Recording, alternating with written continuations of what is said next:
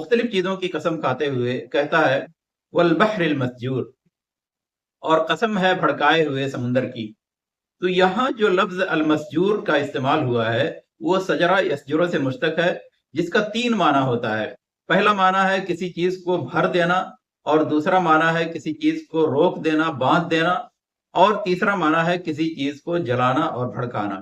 اسی وجہ سے مفسرین نے اس آیت کی تفسیر میں تینوں معانی بتائے ہیں۔ چنانچہ حضرت قتادہ نے البحر المسجور کا معنی بتایا ہے بھرا ہوا سمندر، یعنی وہ لبالب بھرا ہوا ہے، مدتیں گزرنے کے باوجود اس کی لبریزی میں کوئی کمی نہیں آئی۔ اور مفسر قرآن ابن عباس رضی اللہ عنہما سے روایت ہے کہ انہوں نے البحر المسجور کا معنی البحر المحبوس بتایا ہے، یعنی قید کیا ہوا سمندر، کہ اللہ نے اسے خشکی پر چڑھنے سے باندھ کر رکھا ہوا ہے۔